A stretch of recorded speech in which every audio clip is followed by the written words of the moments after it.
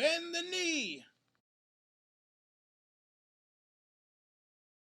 Valor Morghulis, everybody. This is Don Willie back again with another edition of excuse me, of Ice and Fire Opinions.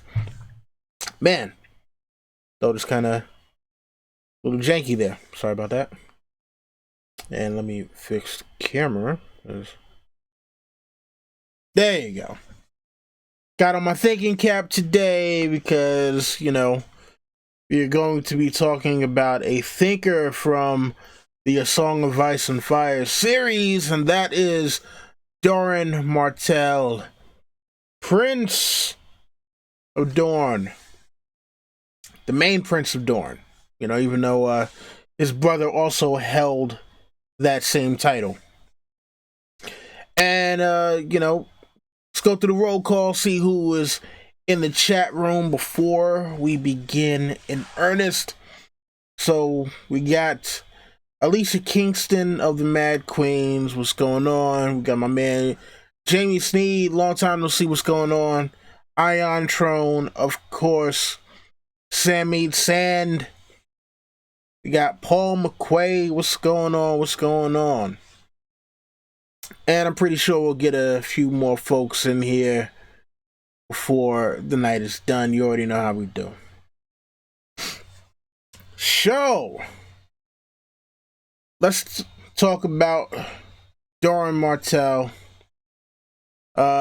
This gentleman is someone who, before we actually get introduced to him on page, is referenced a couple of times here and there in the first couple of books, because there is a rift between the kingdom of Dorn and the Iron Throne, and that stems from the fact that during the sack of King's Landing, his sister, who was married to Prince Rhaegar, his sister being Elia Martell, and her two children were both, all three of them were brutally murdered by the forces of the Lannisters, and chiefly being the Mountain, Sir Gregor Clegane, and Amory Lorch. And it is highly speculated and insinuated that the order to murder the three of these people was given by Tywin Lannister. And so, well, shout out to Sir L.T. Giles. So, in this time, it has been nearly 20 years since the sack of King's Landing, and because Dorne never actually went to war, there are a lot of people who in this time have come to be disgruntled with the prince. And yeah, Sammy, the Rhaegar ruined everything. So here you have, this guy who we didn't know much about him when we first introduced to him on the page. It is through one of the chapters of another character, that character being his right-hand man, his bodyguard, big guy from Norvos, that being Areo Hota. Oh, and shout out to Ricky Hunt. Hail Hydra.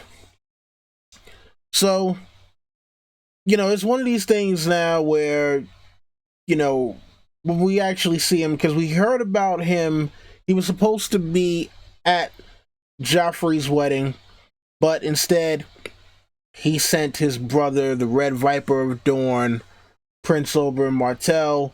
We already know what happened with that. We don't need to necessarily rehash that one. I've already done a video on Oberyn. But now you have Doran, who, he's seen by his people as being weak, because, again, it has been nearly 20 years.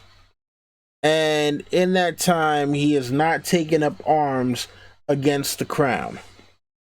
So, after the death of Oberyn, his nieces, the Sand Snakes, chiefly the three whatever is the most grammatically correct, I'm not sure. Shout out to Renee M of House Stark. They each come to him with a different plan for how to get revenge for their father. It's kind of crazy because it almost seems like, yeah, all right, it's been too long. We don't really know about our aunt like that. So, it is what it is. We really care about getting revenge for our father. Our father went there to go get the revenge that you should have tried to get for your sister. It didn't work out, but fuck it, let's try to use this as a pretext for war against the Lannisters. And he rebuffs each of their advances, each of their ideas, and has them locked up. And then after that, you have his daughter. And his daughter hatches a plan to try to crown Marcella as Queen of the Seven Kingdoms. And this winds up, ending up badly. Now, it's funny, and shout out to Terry T and Leslie Powell. It's funny because her plan really, it didn't have any flaws in terms of her execution, but somebody snitched, and we still have no idea who. Oh, shout out to Big E and Marilyn Bentley.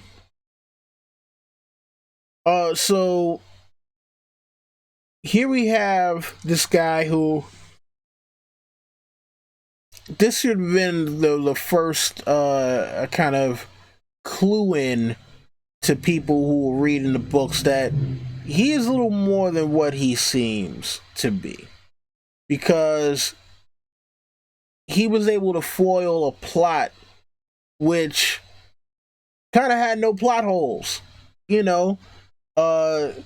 Doran Martell's companions, with the exception of Darkstar, were people that she really knew and trusted for years. So the fact that she was, found out so easily, it was like, well, how did this happen?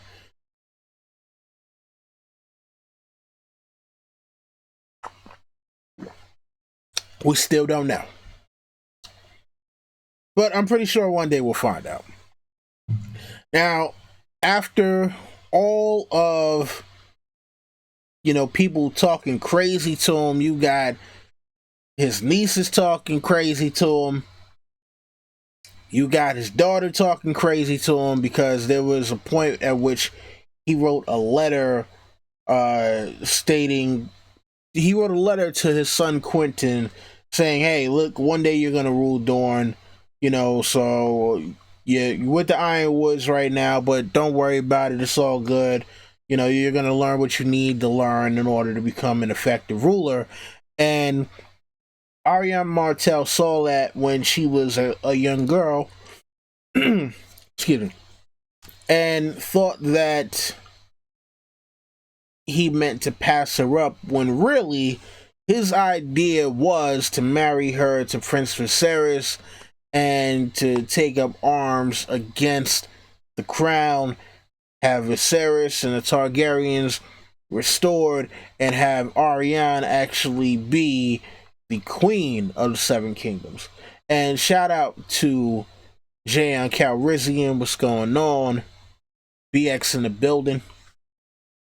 So it's one of those things now where, we still don't know the full extent of his plan, because he sent Quentin to get Daenerys to try and make a marriage pact there. And since everyone has, not everyone, but since Viserys died, it kind of threw a monkey wrench into the plans. And there's so much about this whole thing that is kind of still unsure, and until we get the Winds of Winter, we're going to be very unsure about a lot of it for a long time to come. Wow, Ricky says everyone in Doran went out like a bitch. Oh man, that's I don't know. I mean, well, you talking about the show? Yeah, we're gonna get to that. We're gonna trust me, Ricky. We gonna get to that one right there. I'm talking about the book stuff for the moment, because the book Doran Martell deviates great, or should I say, the show version of Doran Martell deviates greatly from the book version, because the book is the canon source.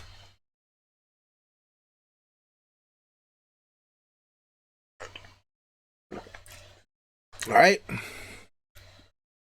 Part of me gotta hydrate. Listen, man. Weather being like it is right now, must stay hydrated. So anyway, Doran's plan right now, again, get Quentin to marry Daenerys, bring her back with the dragons, wreak havoc on King's Landing, wreak havoc on the Western Lands.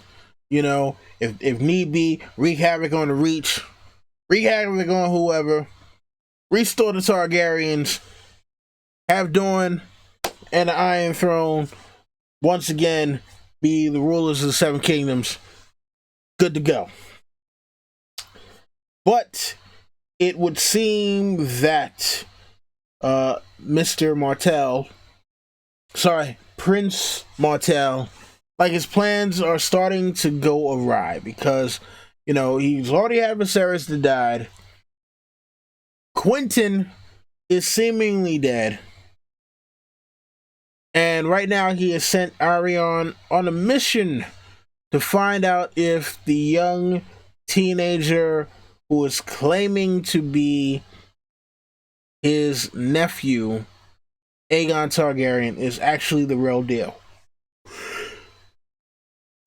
Excuse me. And so now you have this whole thing where we don't know if there are any further plans. Again, he arrested the Sand Snakes, and the only one that he did not arrest out of the 8, or the 4 eldest ones, was Sarella Sand, and that is because Sarella must have told him, like, hey, I am going to try to see if I can find out secrets of the Maesters. I'm going to try to see if I can fool everybody into thinking I'm a man.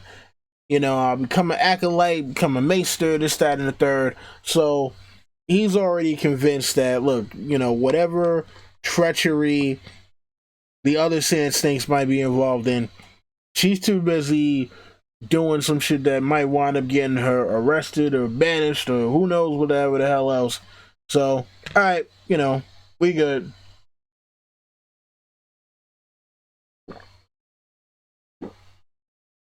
Man, that's good.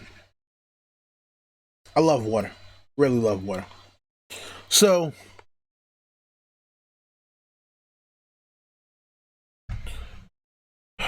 let's go to show Doran. Let's go to show Doran. So, you know what? As you can see on screen here, you got show Doran, right?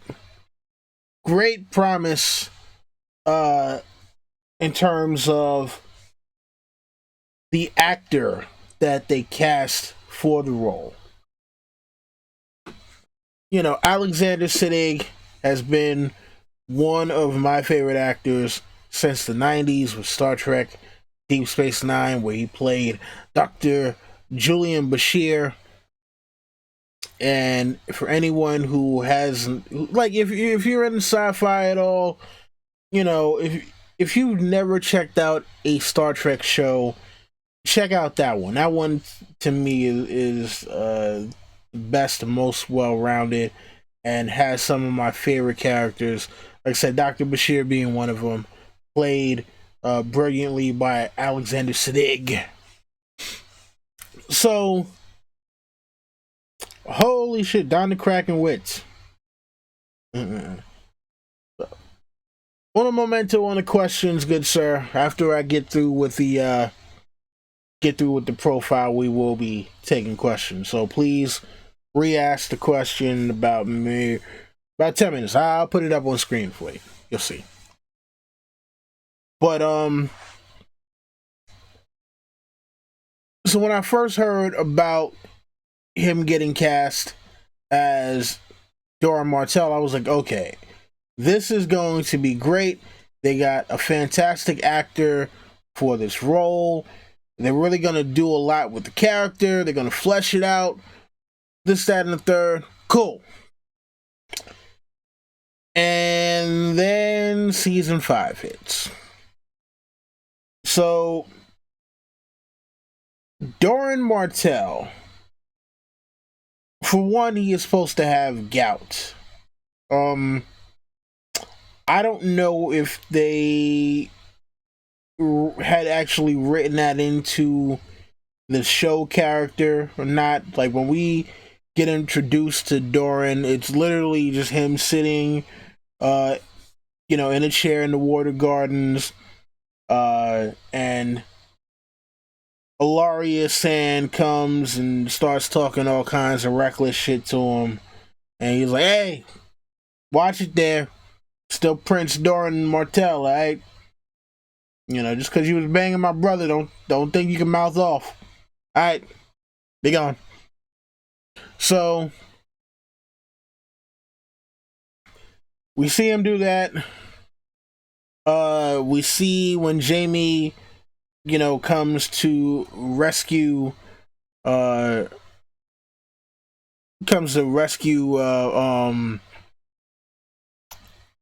Marcella, after the supposed threat from the Sand Snakes or from Ilaria Sand. He's like, hey, no, we're cool. Let's have a toast. Let's have a toast to King Tommen. And other than that, it was just basically, him threatening Ilaria. Like, oh, hey, watch it. You watch it now. Or maybe you have to get out this chair. You watch it.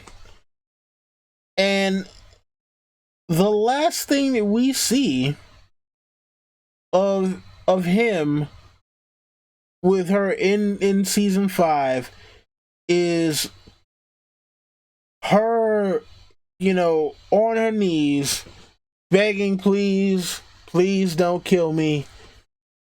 Her kissing the ring and like, hey, listen here, and get one of these guys to whack you, okay? See my guy over here? He's got the big axe spear thing. This big, tall guy with the axe spear. Huh? Make him whack you. I'll make him. Hey, don't fuck around and make him whack you. So I'm thinking, okay, all right. Season 5 was a warm up. Season 6, they're gonna get busy. They're gonna get busy for season 6. And then episode 1 of season 6 happens. And what the fuck? So literally, in the first episode, after all of the, oh, it's about to be something Doran Martell ain't the one to play with. Gets a scroll from his maester. Princess Marcella's dead. What? Out comes Tyene, stabs Arya Hota in the back. Here comes Hilaria Sand, Ice picks him in the chest, falls to the ground. And as he's there bleeding out, it's like, please, no, my son, please don't you kill my son. Weak men will never rule Dorne. We are going to kill your son. So, essentially,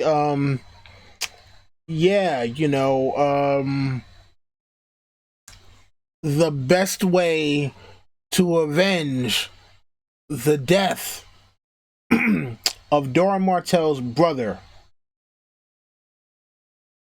and being killed by the mountain, best way to avenge his death is to kill Doran Martell and Tristan Martell.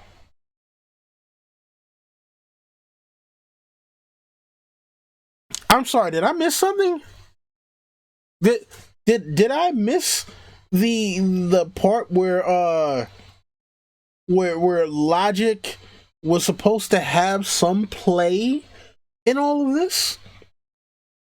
So in order to get revenge for Oberyn Martell, you kill Oberyn Martell's brother because Oberyn Martell's brother wouldn't go to war in the manner that you wanted.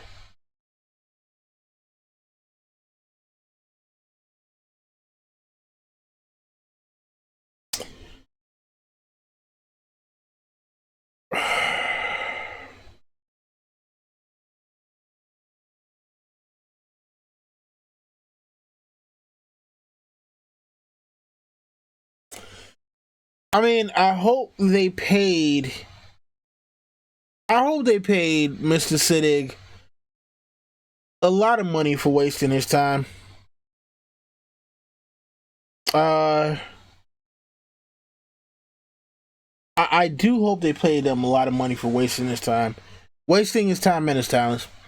And shout out to Tony Umber, Thrones, Vol, and Cat.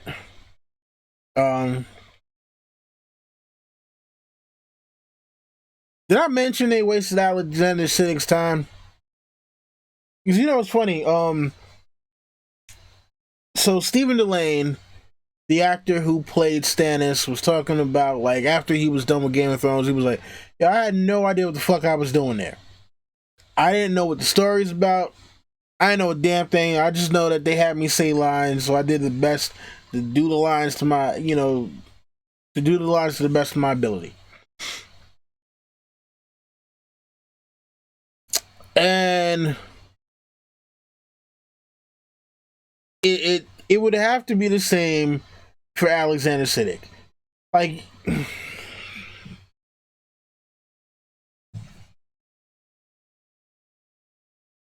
because he had no story. He had absolutely no story whatsoever. Well,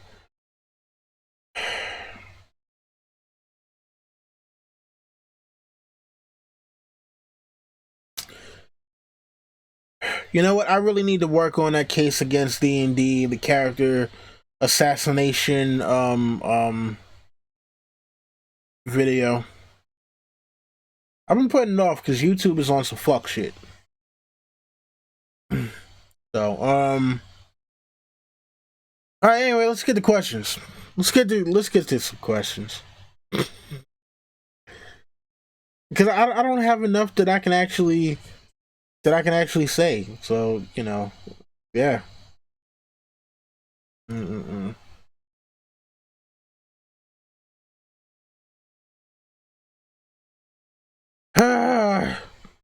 Damn it, man. Damn it, man. Hold on. What the hell is all this stuff? Friggin' emojis. Trying to look for the damn question mark emoji. Where are you? Under objects, maybe? Symbols? Oh, here we go. Throw like 18 of those up there or something. Boom! Alright, so now you know what's up questions. Alright, so Marilyn Bentley wants to know what is going on with YouTube. So for those of you who have not heard, you know, you got the whole adpocalypse thing where people, you know, like channels are getting demonetized left and right, and you know, I've had a few of my videos demonetized, and apparently now HBO is going copyright claiming videos. I got one of my videos copyright claimed. The other one that could possibly be copyright claimed, I've already taken precautions to just get that out of here. I know Tony Teflon kind of went on a rant about copyright claims from HBO. I think also Gray Area and Talking Thrones may have had the same issue. Yeah, but you know, YouTube, I don't know, man. YouTube doesn't really promote they promote who they want to promote. I don't know how they figure out the metrics for who they want to promote and how they want to promote channels, but you know,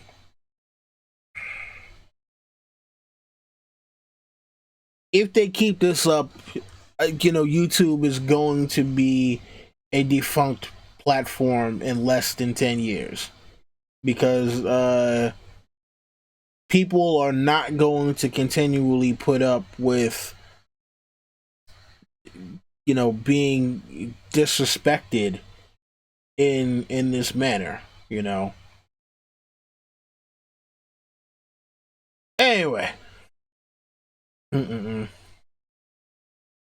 Oh man, Coming to America is a great movie, Marilyn. So you know, anytime you want to throw out quotes from Coming to America, like, what is that, velvet?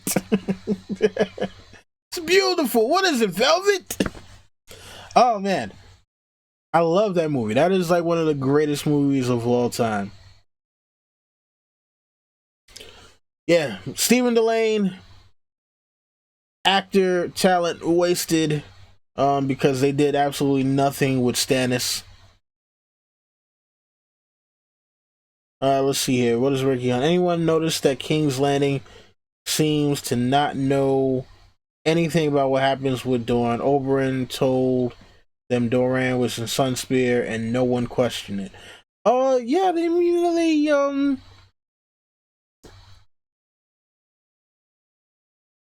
I mean, it. Look, they don't really like the Dornish, though. You know, so since they don't really like the Dornish, they don't really care. They're like, and plus, you got to think about it like this, right? Dorne hasn't raised arms against the crown in all these years, and there would have been easier times to strike.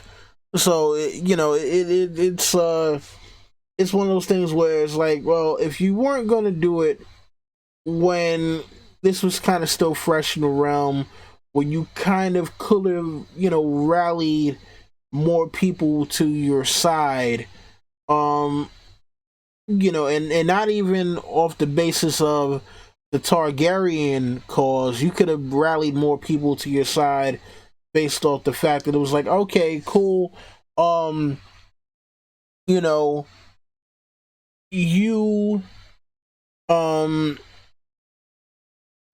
not gonna let them just kill a innocent woman and her children, are you? Like, you know, they might have been able to play up that, you know, they might have been able to play up that part of it. Oh, Meridian Mormont, what's going on?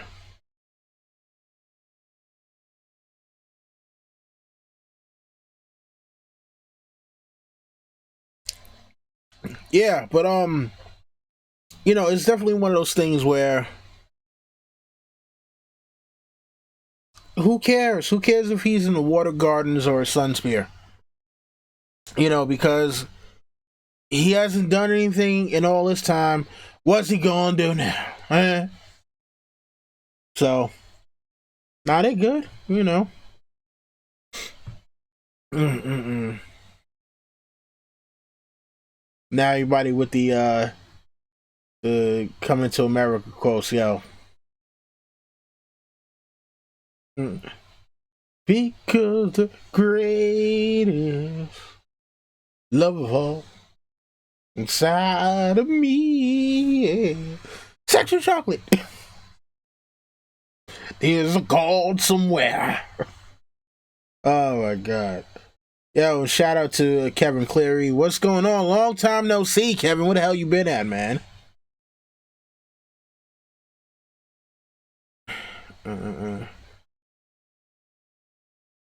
Hey, listen, and don't be putting no chicken bones in the collection plate. It's the money. Put the money in there. Was anyone here Joan of Arc in their former life? Oh man, oh man. Yeah, Leslie Powell here says they turned the minor sidekick Braun character into one with a major plot armor for multiple seasons because they seem to like the actor. This is true. And so apparently, like, I don't know if you guys ever watched this one guy called The Dragon Demands. He made a video, and apparently at some point, Dan and Dave, I guess they said that they never planned on actually showing Dorn, which is why we don't get the title of, King of the Andals, the Rhoynar, and the First Men, except for, like, literally, it's either one, there's definitely one episode, possibly two, and it's two max, where you get the Rhoynar thrown in there. Because apparently, they weren't going to show Dorn, and the only reason why they even cast the rest of the Sand Snakes, and also Doran Martell, is because they like the actress who played Ilaria Sand. And while she is a very attractive woman, I don't think you go and try to build an entire storyline, that you weren't going to use around one actress. So, alright, so I got a question here from Ricky Hunt. It says, who do you think snitched on Arya Martell and told Doran of their plans? Ah,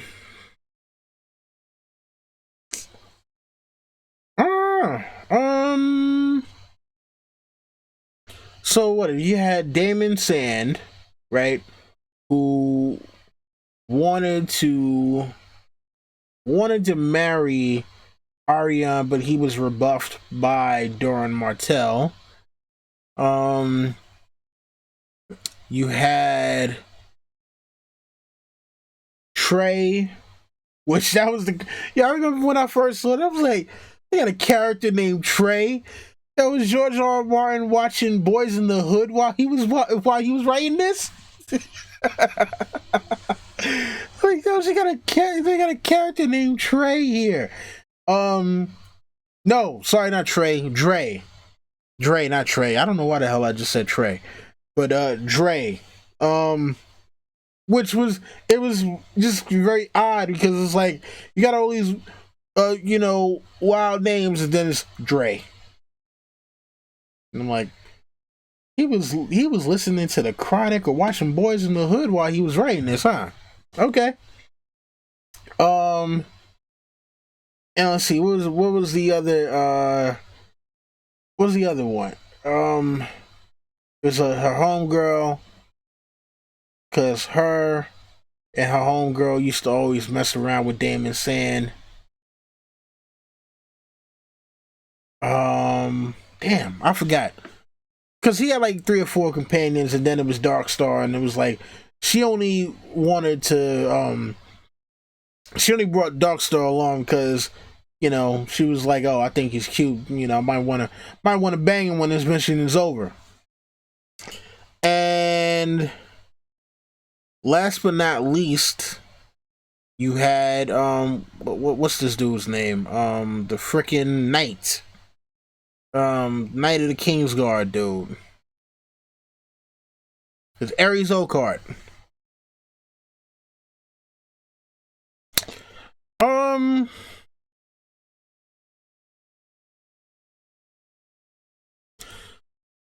it would not surprise me if it was Ares Oakheart, honestly speaking, and I'll tell you why. Because when in the Ares Oakheart chapter, he's lamenting on how he feels like he's disrespected and broken his vows by falling in love and sleeping with Doran Martell. It's like, yeah, I'm doing my thing, in terms of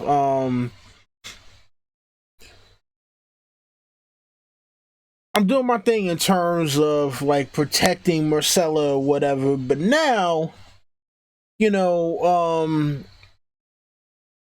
now you have this woman who's kind of got me thinking all of this stuff and doing all this stuff that I'm not supposed to be doing.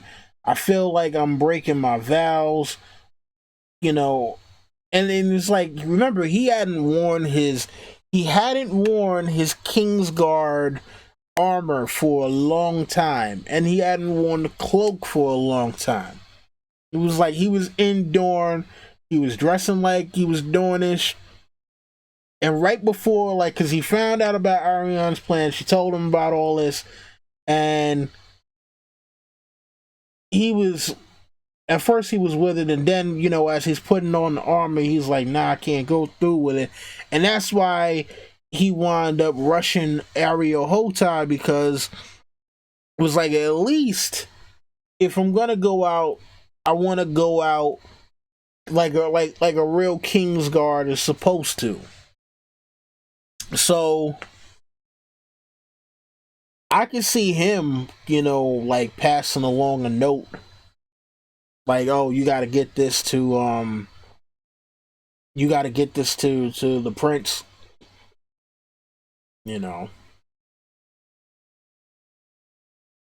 Mm-hmm. Silva, yeah, Spotted Silva. I was trying to remember what the hell her name was. So you had Silva, Dre, Damon Sand,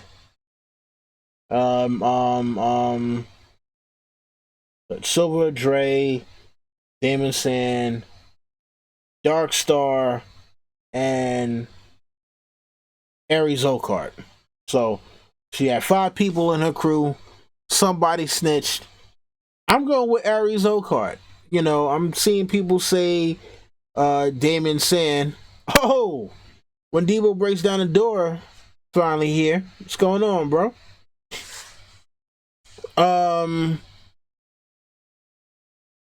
So yeah, yo, and they still quoting Coming to America. I love it. Mm-mm-mm. Oh my god. You ain't never met no Martin Luther the King. Oh my god, listen, there's so many quotables in that. So many quotables. Mm.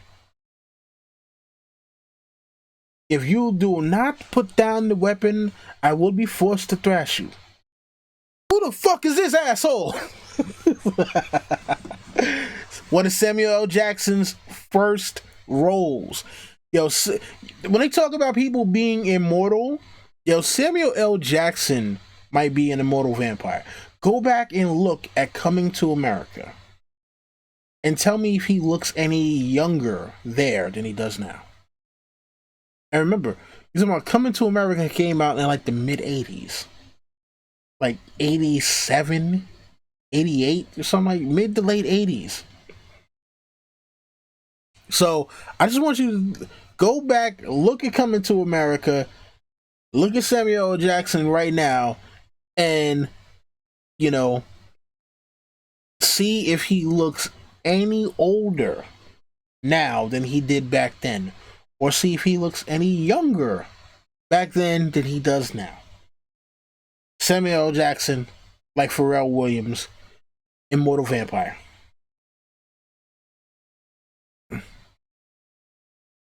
Because if you look at look, because I brought up Pharrell Williams. If you look at Pharrell Williams, like there's he's in the Rex and Effects video of Rump Shaker. He looks the same now as he did back then, and that's the early 90s. So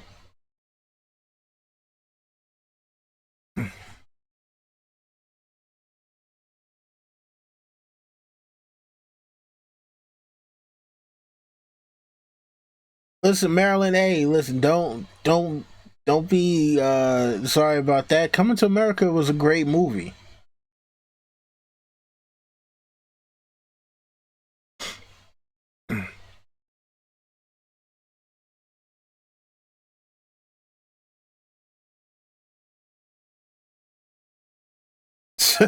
Yo, wow.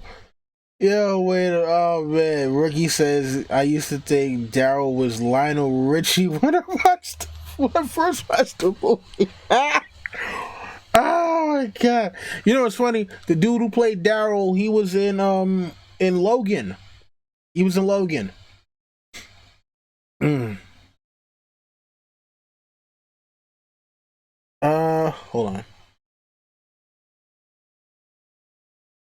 Hold on. Hold on. Let's see. Marilyn Bentley had a question. I'm talking so much. Give me 1 sec to get back to it.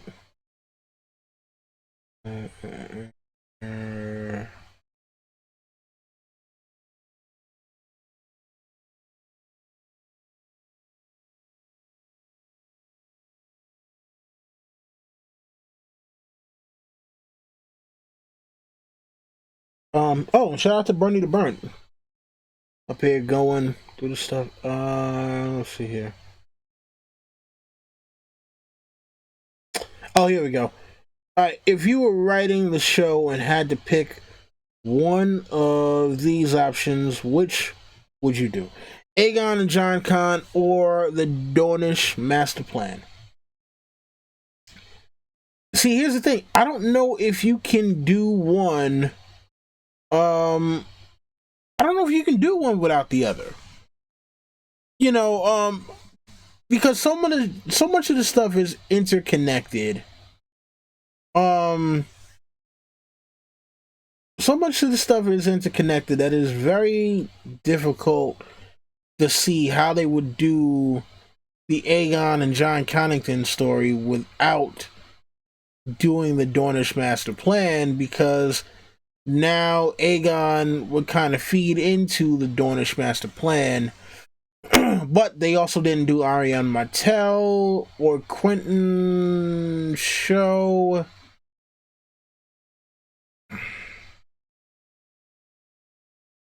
You can't really do one. You actually need both, because I'm pretty sure when Doran Martell finds out what happened with Quentin, and of course it's going to be like a game of telephone where it starts off that Quentin tried to steal one of Daenerys' dragons, and by the time it gets back to Doran, it's going to be that he showed up, Daenerys dissed him, and then she burned him with a dragon, and then he's going to wind up siding with Aegon over that. Like, you need both. You need both. You can't actually pick, just one out of that one. Unfortunately. So I know that might not have been the answer you were looking for, but like just thinking about how things would interconnect, you can't actually only do one of those stories. You have to do both.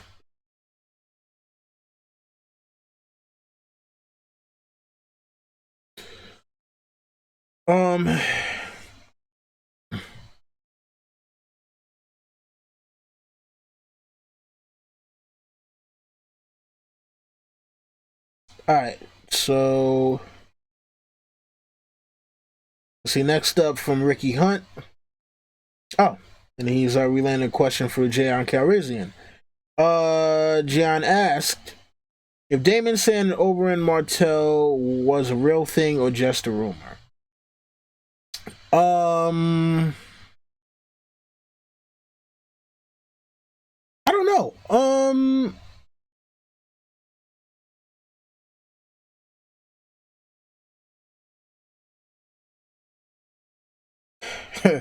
Marilyn says, that's what I hope you say, Don. You win season 7 on Blu-ray. Send me your info. I already have season 7. As much as I really didn't even like it, I already have it. But I should give away my Force Awakens DVD for anybody who likes it, because I'm not considering anything after episode 6 to be canon anymore. So,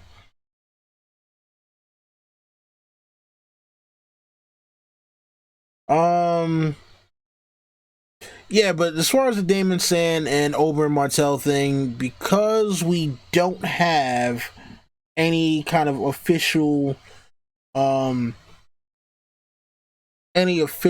of confirmation, from Damon's end, it could just be a rumor, because you got to think about it. Again, even with the whole bisexuality thing, it's not expressly stated in the show, not in the show, in the books. In the show, it's like, yeah, okay, he's definitely, Oberyn Martell is definitely bisexual. In the books, it's kind of like, oh, Dorn, those people, they do all kinds of stuff, They lay with men, they lay with women, they lay with beasts, they do all these, irreparable things. So that might have just been a rumor, just based off the fact that you have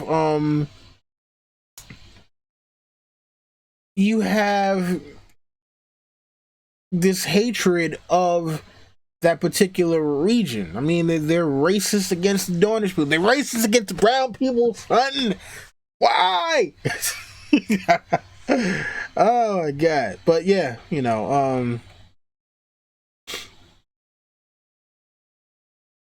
that's what it is with that one. So wait up. I know I saw one from when Debo breaks down the door. Where the hell to go?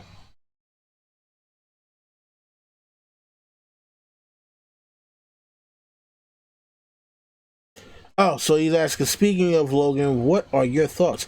I actually like Logan a lot. That was the only Wolverine movie I liked. Wolverine Origins suffered from bad storytelling, and trying to do too much. The Wolverine suffered from changing some of the source material, and also suffered from being boring as fuck. Yo, the Wolverine, I remember going to the movies, and you know what? I'm gonna stop trusting critics, period, point blank. Um, because that was one of those where, like, oh my god, it's so beautiful and blah blah blah. And I went and I literally fell asleep twice during that damn movie. I was so fucking bored. So Logan on the other, and because of that, I didn't go see Logan in the movies. And there were a couple people who told me, nah, man, this one was actually good. It was a really good movie. So when it came out on Blu-ray, I bought it. I watched it. I loved it. Jerry, you don't know what the hell you're talking about. Sorry. Fuck you, Jerry. Anyway, so yeah, I like the Wolverine a lot. You know what? No, maybe for the Force Awakens, I'm gonna use that as kindling. Use that as kindling.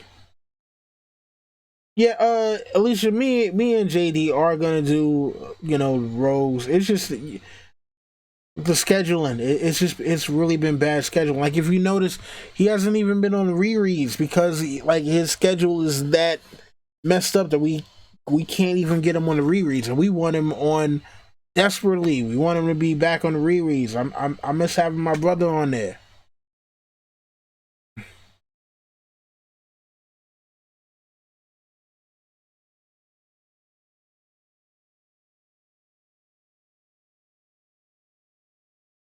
All right, let's see here. Next from Ricky Hunt. Do you think Doran will get his plan to carry out, or will it be spoiled? Will we get a Doran POV?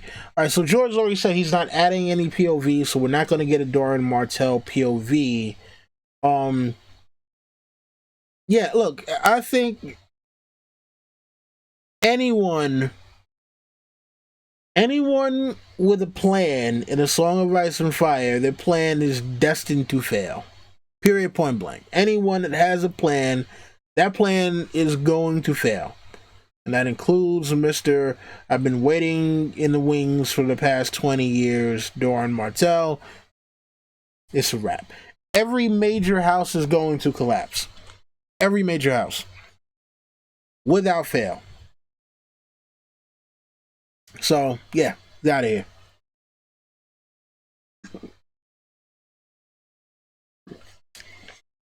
Let's see. Bernie the Burnt wonders if Trump would call Doran a shithole country too. Most likely he probably would. You know, unfortunately, and you know it's messed up because that was like one of the things that I read like literally before I started the damn stream, and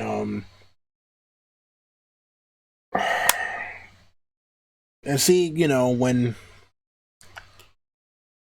fuck it, I don't want to talk about that asshole.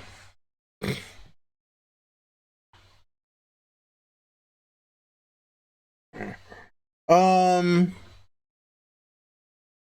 let's see. So when Debo breaks down the door, asks, "Why did the show have Ilaria Sand if there's only one man who could give them the command?" I'm speaking of Doran with his Dornish master plan. Oh man, you know, again, they wanted to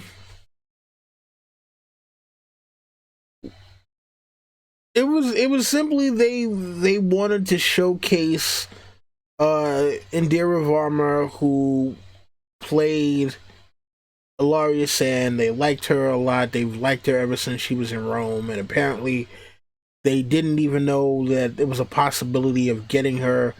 I think they were some of the last to find out that she actually got cast for the role because they don't do the casting themselves. So when they found out, it was like, oh, holy shit! Can she stay on for a couple of seasons? All right, cool. We're gonna make up some shit for her, and then it was like, oh, well, she goes back to Dorne after this in the books. Okay, so we'll find out. We'll give her Ariane Martell's plot, kind of, sort of. We'll make her a little even more ruthless. She'll actually go out of her way to kill Myrcella Baratheon herself. Boom. There you go. Bingo. So, you know, that's why we didn't get anything with Doran. That's why they killed him off instead of killing off Ilaria Sand. So, let's see here. Marilyn Belly says we have to do a live stream about The Last Jedi. We talked about it last. Oh, damn it! Every time I try to get out, they pull me right back in. Oh, you really want me to vent about The Last Jedi? Okay. Damn it. All right, look. Make sure you're following me on Twitter. Tomorrow I will be doing a stream about The Last Jedi and all of their fuckery on my other channel, Entertainment. I have to set up everything tonight after I get off of here so I can, you know, have nice layouts for you and all of the good stuff. Fine. We'll talk about The Last Jedi. God damn it. Oh, you people, why? Why do you want to talk about that movie? Oh, God, why? All right. Moving on to the next question. Ricky Hunt.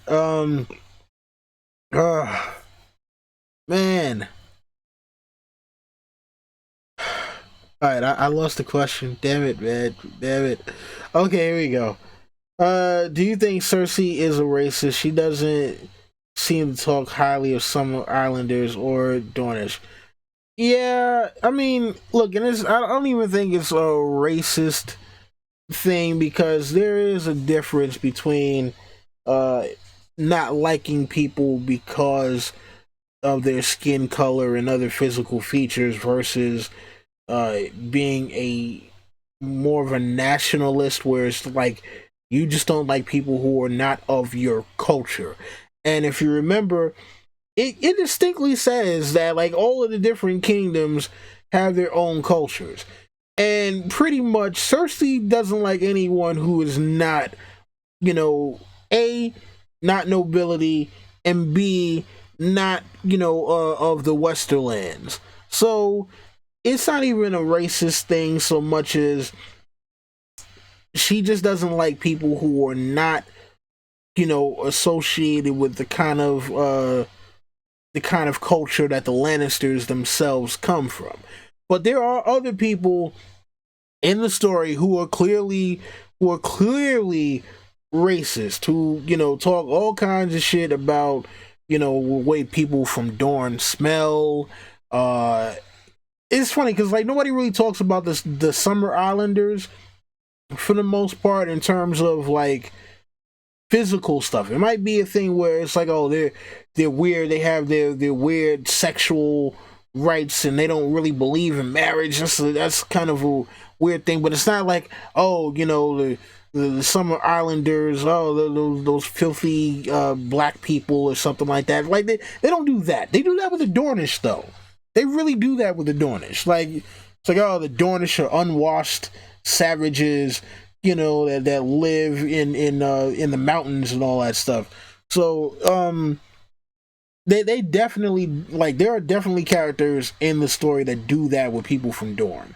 But I don't think Cersei is actually racist. Uh let's see. Oh, another one from Ricky Hunt. Ricky, you got to slow down on the questions, man. Like, is you like, I appreciate the questions, but sometimes you dominate them just a little bit too much.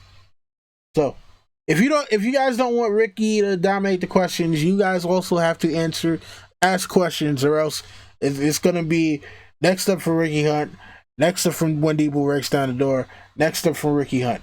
Guys, I do appreciate you guys, with the questions because it does help keep up the flow. But yeah, other people, questions, ask questions. I'm here, man. I'm your humble servant. I like answering the questions.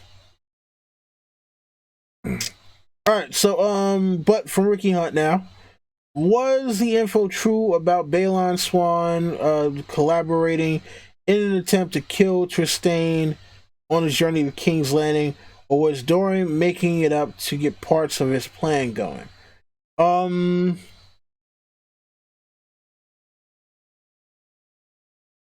no, I think Balon Swan.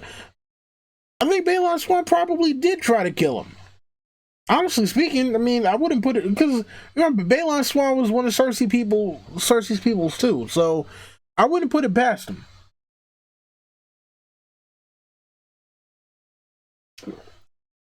Because again, remember, a lot of these people just hate the Dornish. So it's like, all right, well, cool. We can just kill him and say it was another rival house or something like that. So yeah, I wouldn't put it past him.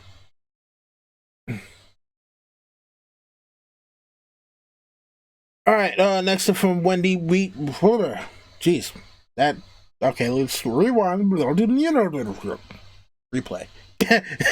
All right, so next up from When Debo Breaks Down a Door. So you believe every house will fall without fail, so not even a Targaryen or Stark will prevail. They're done, son. Done. Done. Dun. Done. They out of here. They're definitely out of here.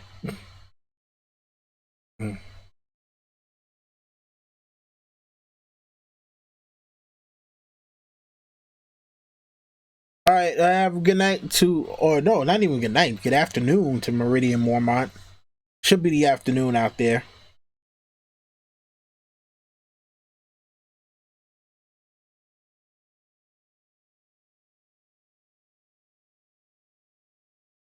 Let's see here. Shout out to DJ. Next up for Ricky Hunt. See, this is what I tell you. You guys have to put in more questions on screen. Next up for Ricky Hunt. Next up from Ricky Hunt. All right, but next up from Ricky Hunt. Do you see Ariane, Doran, and Tristan? Let's see. All die in the books, or will one of them survive? One or more of them survive? Nah, they're all dead. They're done. They're done. Done. Done. Done. Done. Done. Done. Done. Done. Done. Shit, what the hell is Tristan even doing in the books right now? Anyway, everybody talks about Quentin and Ariane. It's like Tristan. All right, he was in the show. Is he important? I mean, that's pretty much what it seems like. He's like, is Tristan even important? Let's see. Ion Tron says we need a Porg appreciation stream. The Porgs are alright, you know.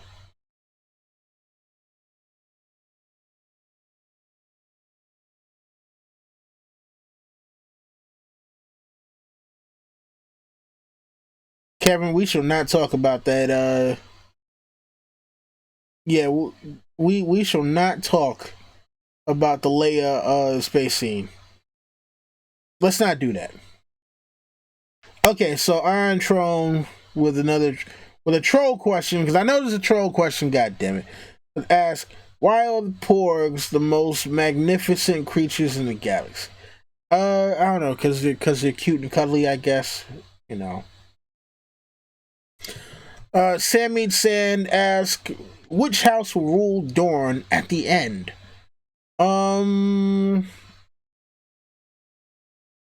Which house will rule Dorne at the end?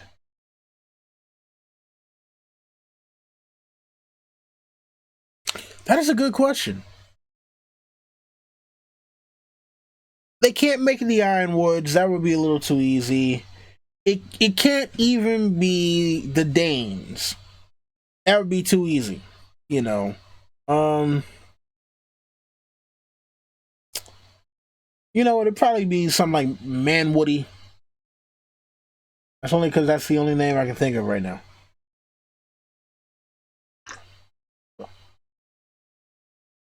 Shout out to George R. R. Martin with that perverted ass name too. House Manwoody. Really? What's their motto? Early to rise? Come on now. Alright, next up from Ricky Hunt. How would Doran react to Quentin's death? Will this mean he will be anti-Dany? Did he always assume that Quentin was going to fail? Yeah, like I said earlier, I think that he is going to receive the news in a much different way. He's not going to receive it how it actually happened, and he's going to wind up being anti-Daenerys because of that. Alright, next up from Melissa Kingston. How do you think Cersei will die? So here's what I think is going to wind up happening. Jaime is going to make it back to King's... Oh, no, not even the King's Landing. Jaime is going to make it to the Westerlands. Cersei is going to be there. Cersei is going to reveal that she either has done or is planning to do something as evil as the Mad King was planning to do. Jaime will begin to choke her because of this, and she will stab Jaime like in the side or whatever, and you know, basically as the life flows out of her, it will be flowing out of him as well, and Jaime's final act will be choking Cersei to death as he dies of a horrible wound. So that's what I think is going to happen with that one.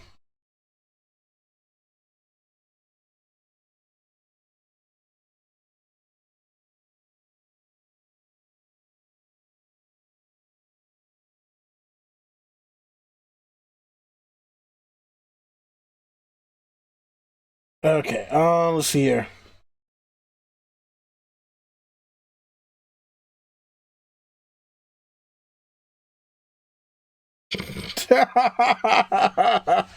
Oh my god, Kevin, you are crazy about the Ewoks. Where did the Ewoks get the dress for Leia? Wow. Oh, come on, man. I don't think the Ewoks is. I mean, well, damn, they were gonna eat Han and Luke. Wow. Oh, jeez. Come on, man. We don't need to be thinking about that right now. That's arg.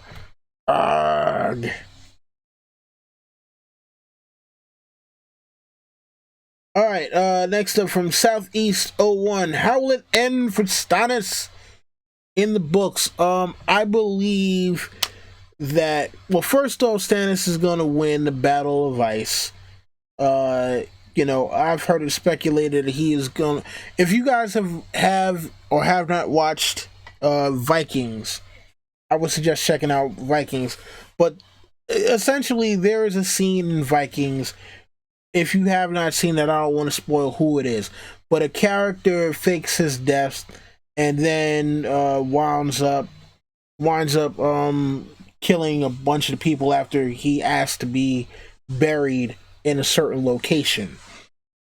And I've heard Tony Teflon, I believe, speculate that this is what's going to happen with Stannis.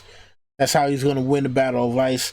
I think after the burning of Shireen, because people think that Stannis is going to burn Shireen, I think it's going to be Melisandre that burns Shireen and winds up bringing back Jon Snow by accident.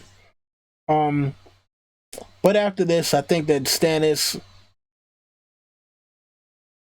will go out in a blaze of glory somehow, even though he will know that he is not Azor Ahai at that point. He's still going to be like, well, look, I still have the best claim to the throne, so I'm going to go out doing my duty. And I think he's going to wind up going out in a blaze of glory kind of thing. So that's how I think it's going to end for Stannis in the books.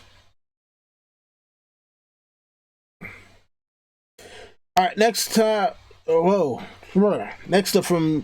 Jayon Calrissian. What goes down at High Hermitage in the Winds of Winter? I think at High Hermitage will be where we get the reveal that a character that people thought was long dead is actually alive. That character being Sir Arthur Dayne, the Sword of the Morning. I do believe that Arthur Dayne is still alive. I do believe he is still in Dorne, and I believe that he is currently just incapacitated to where he can't do the fighting, and that's part of the reason why there's no new Sword of the Morning, because the old Sword of the Morning never died. So I think that's going to be a reveal at High Hermitage in the Winds of Winter. Alright, next up from Leslie Powell. If Arya's character survives, do you think she will end up going to Dorne? Probably not. Unless she's going there for a job, because I think she's going to be a stealth assassin for the rest of however long. Who's going to Kind of Thrones in Dallas? I may go.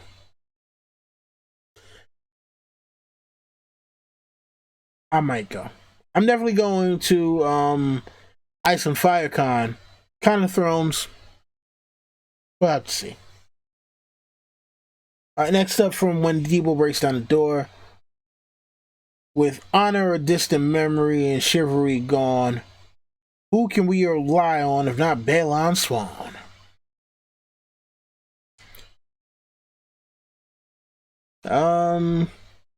Me? I am the only one you can rely on. You can rely on the Salt King. Salt King will be here every week. I am the one you can rely on. Anyone else, especially if they're people in A Song of Ice and Fire, in the actual books, can't rely on them. You wonder why? Because you can't rely on George right now, unfortunately. So we get the damn books. George, we want our books! Oh man. Alright. So next up from Ion Trone. Which is your favorite character? No, sorry, which is your favorite Ricky Hunt question of all time?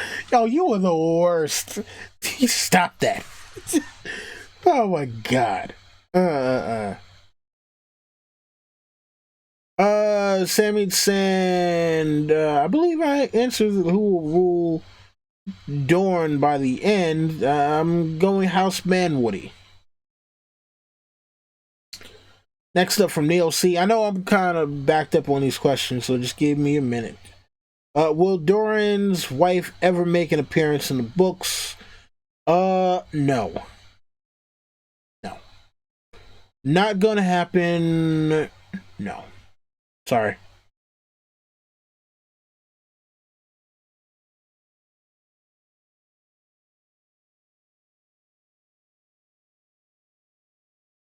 Let's see. Who's next in line for the Dornish throne? So, okay, so currently the line of succession would be.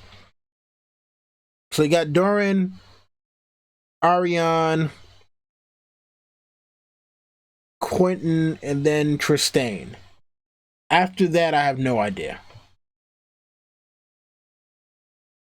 My man, Dan, I haven't seen Dan Chell in so long, man. What's going on? I actually came by the building like last week too, man.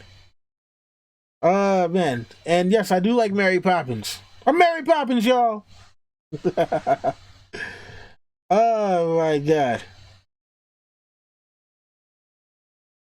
All right, Jan Calrissian asks, "Who is the sword?" I guess who has the sword, Dawn? Darkstar or Ned Dane? Neither one. It's sitting in the castle somewhere next to sitting next to what's this guy? Come on. You know, Arthur Dane. Sit next to Arthur Dane somewhere.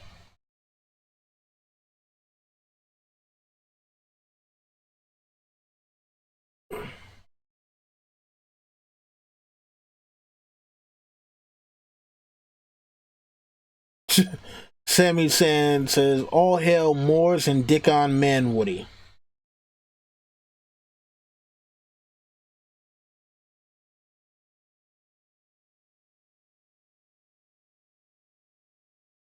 Dickon Manwoody.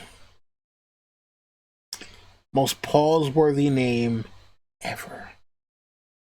Alright, next up from When Debo Breaks Down the Door. How will the war for Dawn come to pass? Will they hit him up quick, get out fast? Do the writers want to be free of it at last? Or will Daenerys pull Drogon on their ass?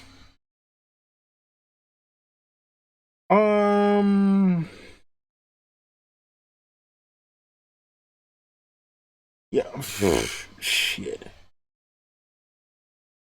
I don't listen. I think with only 6 episodes left, the war for the Dawn. We might as well just put the war in air quotes because it's not going to be much of a war. It can't be 6 episodes. How can there be much of any war? Wars, like wars, the way that we conceive them are things that last years, sometimes decades, sometimes centuries. 6 episodes. There's gonna be one big battle. I wouldn't call it a war for the Dawn. But you know, I don't know, man. I really don't know. I wish I had an answer for you, but I actually do not. I'm lost on that one. Be honest with you. Lisa Kingston asks, "Who do you think will kill the Night King?" I mean, I think it kind of has to be Jon, right? You know, it kind of has to be Jon. He's got the Valyrian steel sword. Ramsey said the way that people talk about him, he's the greatest sword fighter who ever lived. It's gotta be John. Gotta be John.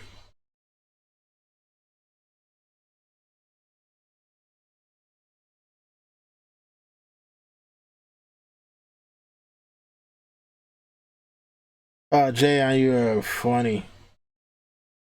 Let's see here.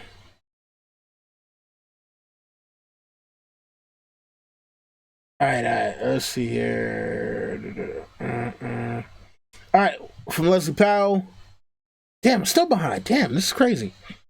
How do you think Hybern will die? I'd love to see the mountain, his creation, his Frankenstein, turn on him. I can see that. I can see that happening. But nah, I think it would be a more fitting end if he dies by some random act of science. You know, something you don't know. Somebody winds up experimenting on him. Oh, have a good night, Marilyn Bentley. I know she'd already left like 5 minutes ago. Sorry. Damn, this has been crazy. See, you know, wound up getting caught with the caught up trying to answer the questions and all. You know.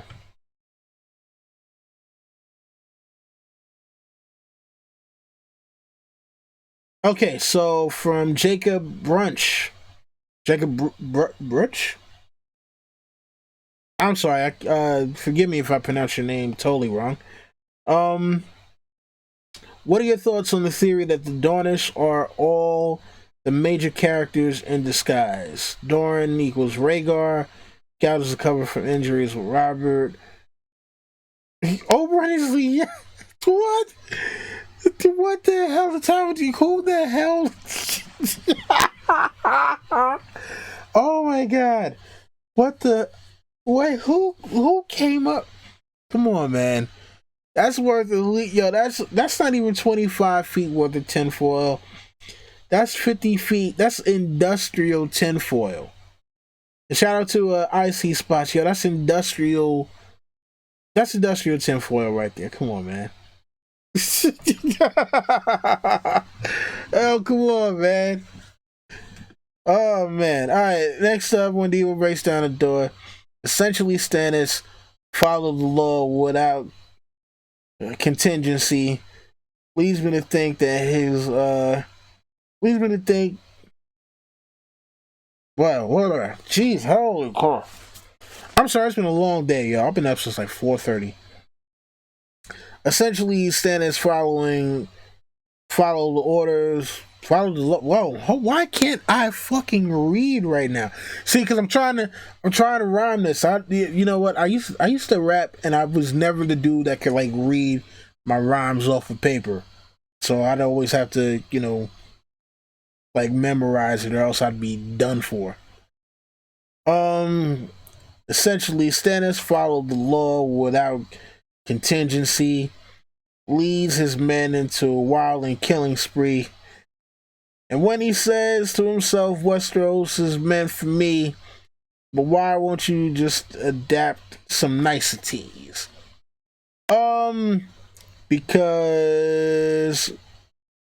Stannis is a dick. Thank you, Jacob. Glad I am one of your favorite podcasters. I never really thought about this as a podcast, but um, yeah. Thank you a lot. But yeah, Stannis is a dick. Stannis is a dick. He needs to walk around with a life size.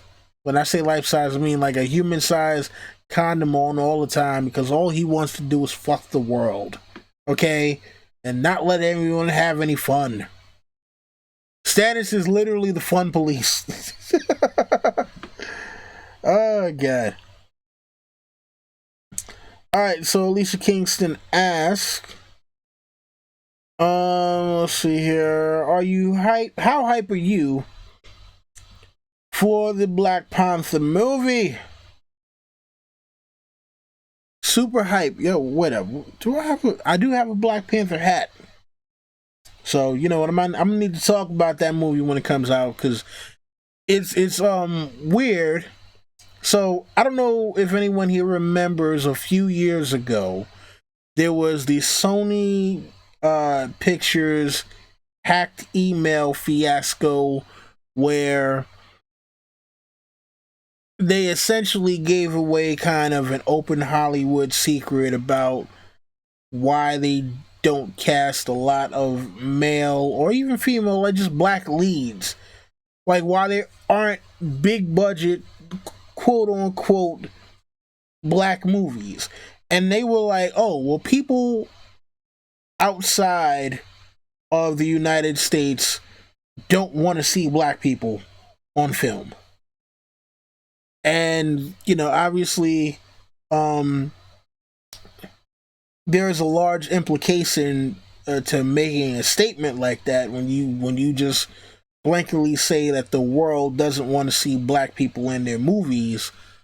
And Black Panther currently, at least for the States, because we don't know what the numbers are looking like as far as pre-sales. We don't know what they're looking like outside of the States, but currently right now, Black Panther from the pre-sale tickets is on pace to outdo Captain America Civil War, which is currently Marvel's like top grossing film. So, you know, I guess people have no problem seeing a black movie with a big budget.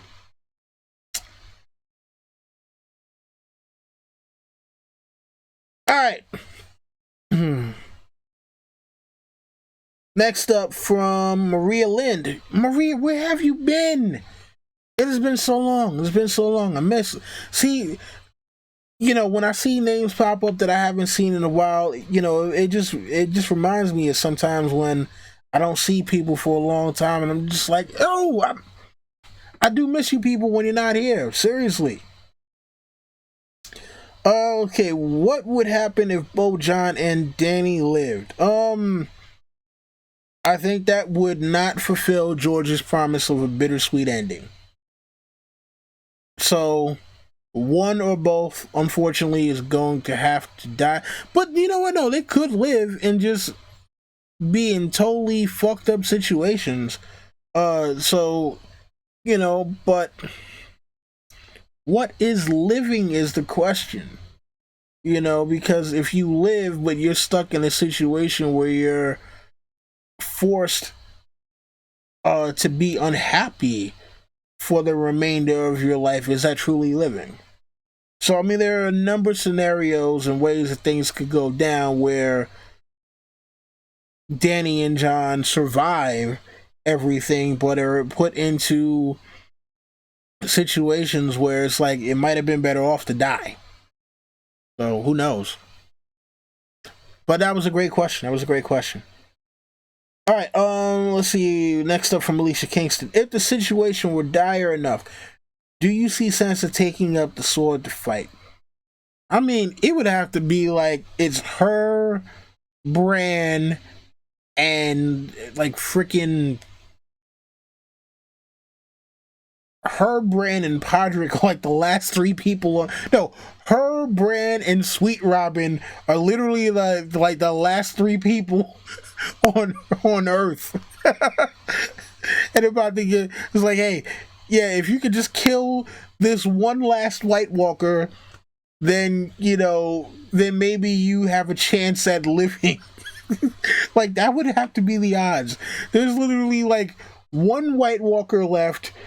There's her, Bran, and freaking Robin Aaron. And she's got a Valyrian steel sword, and Robin Aaron's got the Valyrian steel dagger. That's the only way I can see her picking up a sword to fight.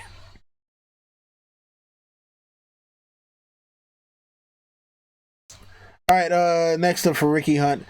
Is fire the only way to kill the mountain? He seems to be like a white like creation in the books. At least it would be poetic justice if Sandor sets him on fire.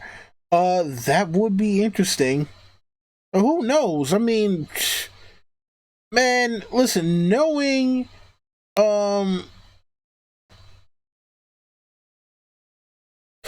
knowing George, it would probably be something like, yeah, you can't kill him with fire. You fuck around like the mountains like Wolverine now or something where like you have to destroy his whole entire body, or else if any one part of him remains, he can fucking grow back everything or something like that. So honestly speaking, I don't know if he can be killed by fire. I mean, it would make sense, but I don't. I mean, and it would be poetic justice if the mountain set him on fire. But with George, you never know. Damn it, George. All right, next up from Elise Kingston. How do you think the War of Five Kings would have been affected if the North were allied with the Wildlings before it happened? I think the only thing that might have been different, the only thing that might have been different that I can see is maybe the Ironborn don't try taking over the North.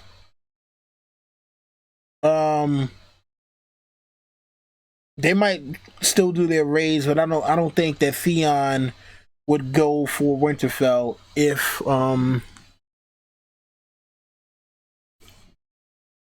yeah, I don't think that Theon would go for Winterfell if that were the case, though.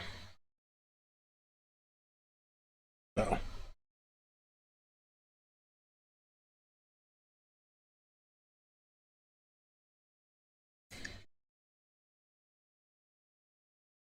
let's see here.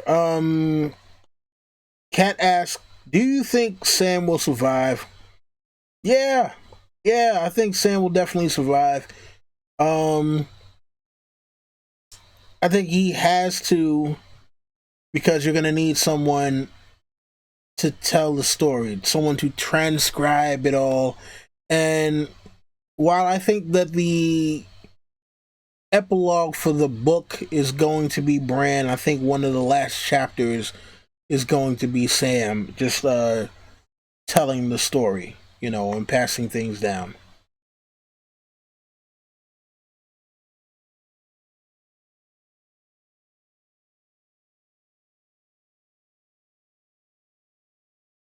Let's see here.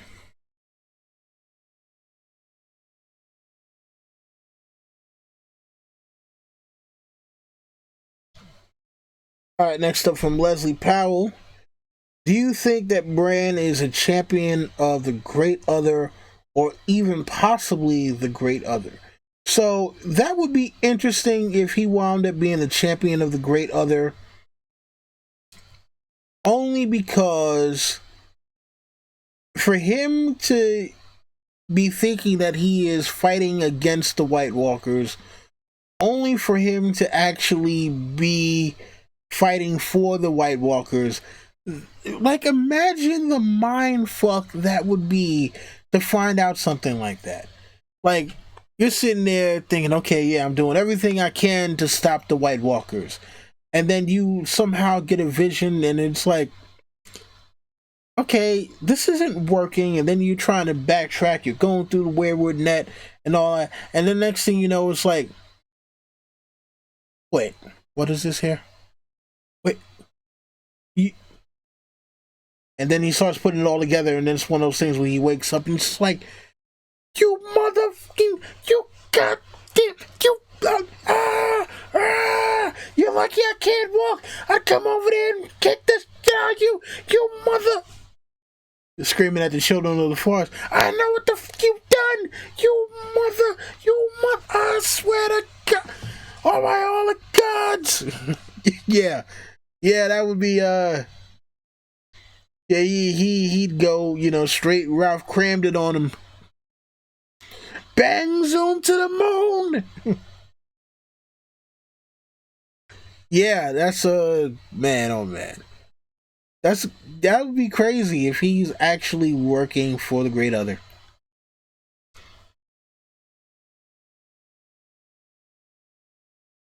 But see, here's the thing: we won't know because George already said he's not doing Deus Ex Machina. He will not do Deus Ex Machina. Now, for those who do not know what Deus Ex Machina means, it is a Greek or Latin term. It I don't know, sounds Latin, but I think originally it comes from Greek.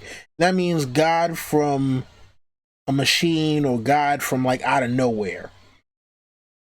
So if you've ever watched a movie or a TV show or read a story where there is a miraculous save where it's like, how is this even possible? That shouldn't have happened at all. Deus Ex Machina.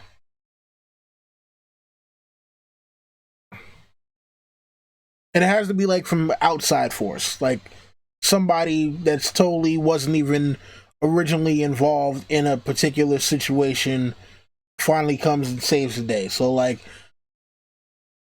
Han coming to save Luke at the trench run is not Deus Ex Machina because Han was already a part of the story. Um, but like if you've ever played Mass Effect 3, when you have to make a choice on how you want to save the galaxy, and it's just like now there's this brand new entity that gives you the choice of how to save the galaxy. It's like, wait, where have you been? Where the hell did you come from? Deus Ex Machina.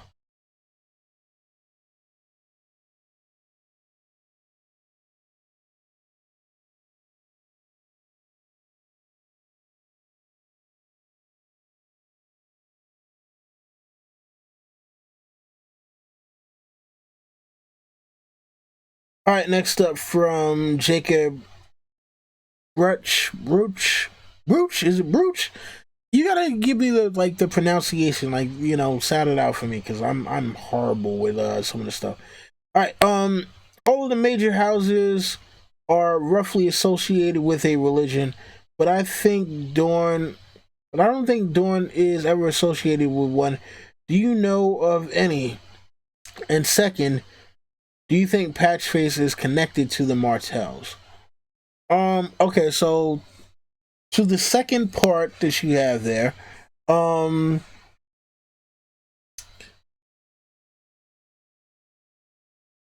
never heard of Patchface being connected to the Martells, so I would have to say no on that one.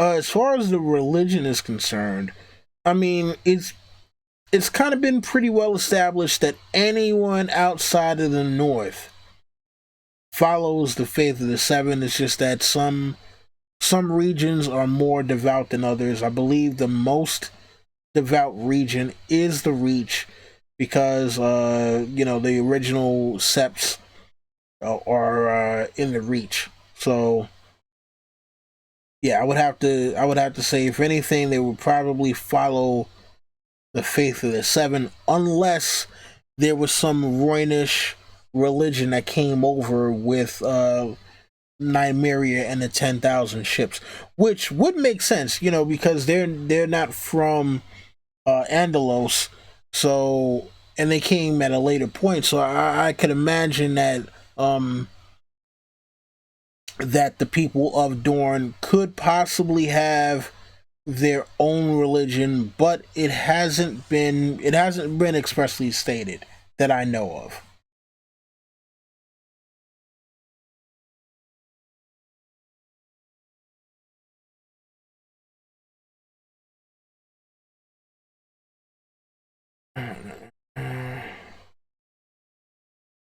Ricky Hunt asks, wasn't there a scene last season where where the Maester was writing a book and Sam said it needs a more poetic title? Yes, you're correct. Archmaester Ebros was writing a book called, I think it was something. It was something about the War of the Five Kings, I believe, or like the reign of Robert Baratheon during, like, before the War of the Five Kings. It was something like that, and Sam was like, think these something a little more poetic, and then that's when dude was like, yeah, well, we're not poets, so screw you and your goddamn poetry.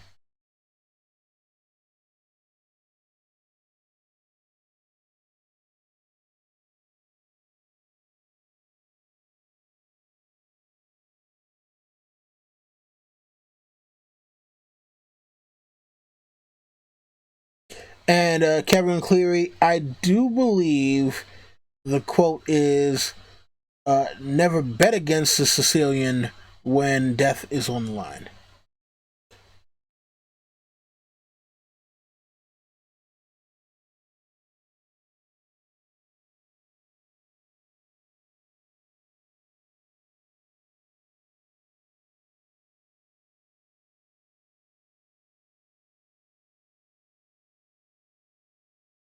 Let's see here. All right, all right.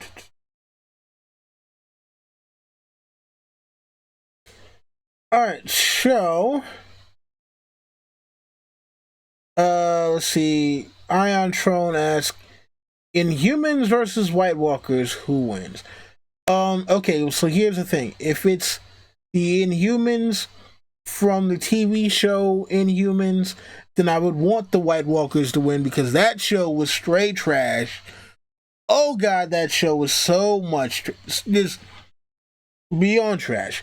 Now, if you're talking about the Inhumans from the Agents of Shield, uh, I'm gonna go with the Inhumans. You got Daisy, you got Yo Yo, you got the new kid now that knows how to move rocks with his hands and all that stuff. So if you're talking about, yeah, if you're talking about Agents of Shield, Inhumans, then I'm gonna go with Agents of Shield humans. If it's the Inhumans, like Black Bolt and all them, oh no, let him die. Let him die. Let him die a horrible death. Let him die a very horrible death against the White Walkers. All right, Kevin Cleary asks, how much do you buy into Preston Jacobs' Dorn theories?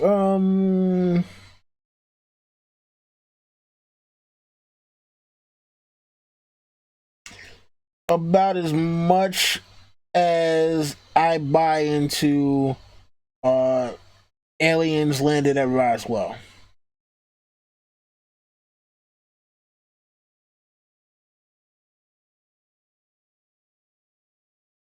About as much as I buy into Mark Hamill is actually content with the role of Luke Skywalker in The Least Jedi. And yes, you heard me correct with what I just said.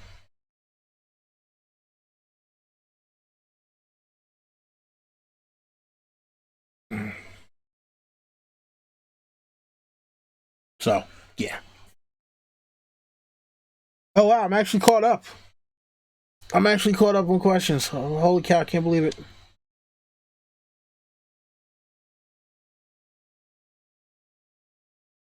Cat says, I think Yara might not.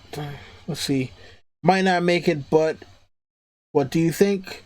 Will she be rescued or die at her uncle's hands? I do believe that Yara will make it. And yes, of course, Cat in the show, because there is no Yara in the books.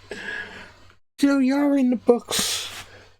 Apparently, look, and I just want everyone out there watching this to know, D&D do think that people are stupid, and it's evidenced by the fact that they decided not to call Asha, but name her Yara in the books because they thought that we, the audience, would get Asha and the wildling Osha confused.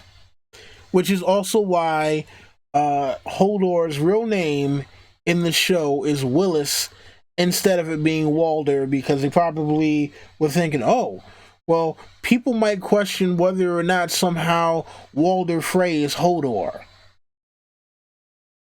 So D&D think you are stupid. Just want you to remember that. But yeah, I do think that Yara will be rescued, and that she will be rescued by Theon. And as she tries to get Theon to come back on the boat with her, he will be stabbed by Euron and thrown off the side of the ship. And Euron will be laughing as he watches Yara escape. I believe that's what's going to happen.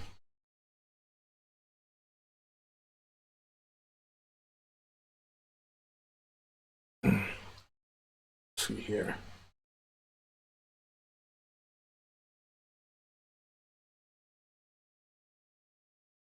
Littlefinger will star in AMC's upcoming UFO show about Project Blue Book.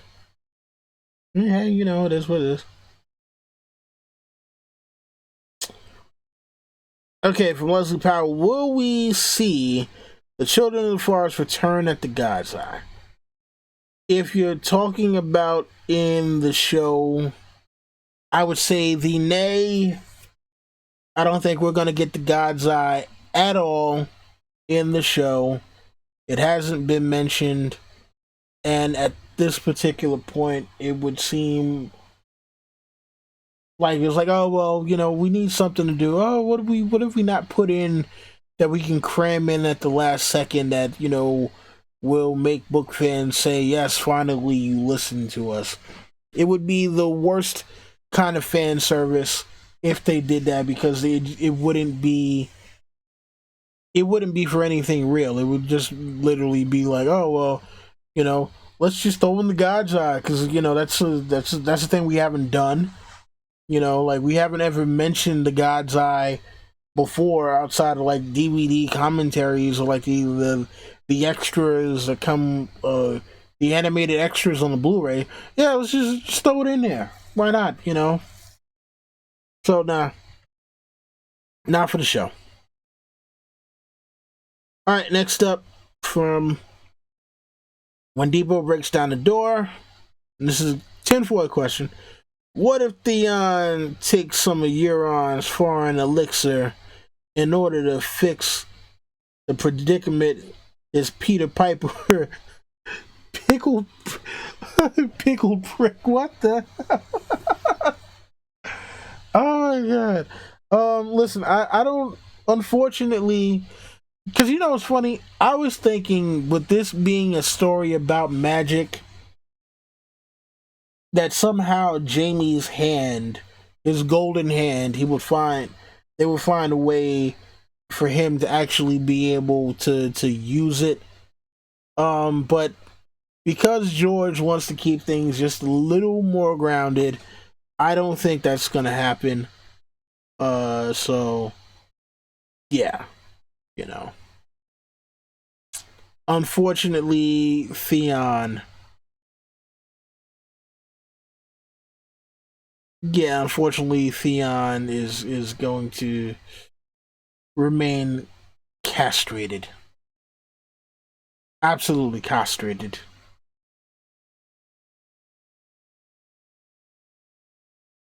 Have a good night, Cat.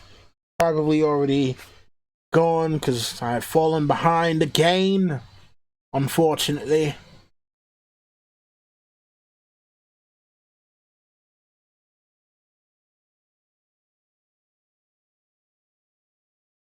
Tron is saying that they'll just focus on the God's Eye for like 1.5 seconds on the map in the intro. I can see them doing that. You know what I'm saying? That'd be about it.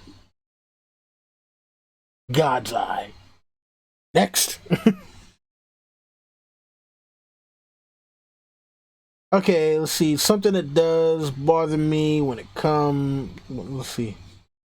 Is when someone who's a fan of a theorist becomes almost cult like. Yeah, yeah, look, you know. That's why I don't really hold too crazy about the theories. Look, I do my research. Um, I try to do my detective work as much as I possibly can. I like to do the deep dives in the evidence much more than the philosophy. Like I know Lucifer Means Lightbringer likes to do a lot of the philosophical stuff. You know, I don't really get into the philosophical angles of things to try to make sense of them. I really go more into the practical side as much as possible. You know, and if what I come up with is something that doesn't work, it's cool. And yeah, I'm not a big fan of when people I say, "Oh no, this is the thing that has to be real. It has to be this thing that this person says," and it's like, why? Because it has to be. Like whatever. That's what you want to believe. No, you have to believe it too. Like, all right, man, breathe, breathe, calm your ass down. I mean, slap the fuck out of you. I hate when people do that shit, man. Let's see here.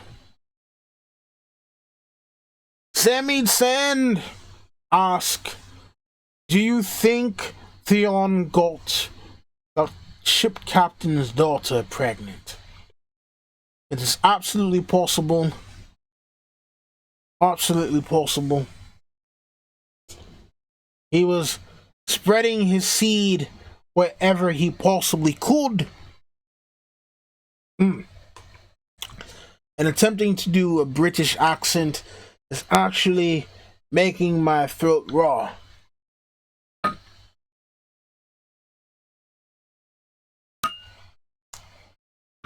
Apparently, I've almost run out of water.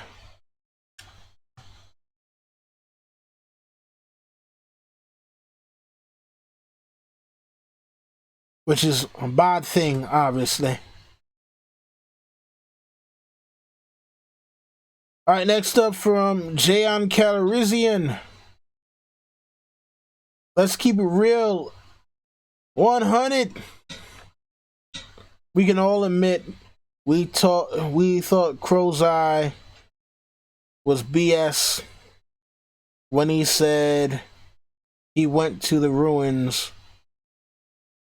I guess he's talking about the ruins of Valeria. Yeah, I mean, well, shit, man. Until we got that Winds of Winter sample chapter, yeah, he was sounding like a madman. It was sounding straight up like a madman. It's like, come on, man. All right, you're talking all this high, crazy, hot shit right now. We get it, but you didn't go to no damn Valeria, and you ain't meet no Martin Luther the King. And Euron strolled out with Valyrian steel armor and said, "Bitch, I told you I'd have been in Valeria, and yes, I'd have met Martin Luther the King." At which point, Clarence from the barbershop had to sit his ass down and, stop talking. Oh, man.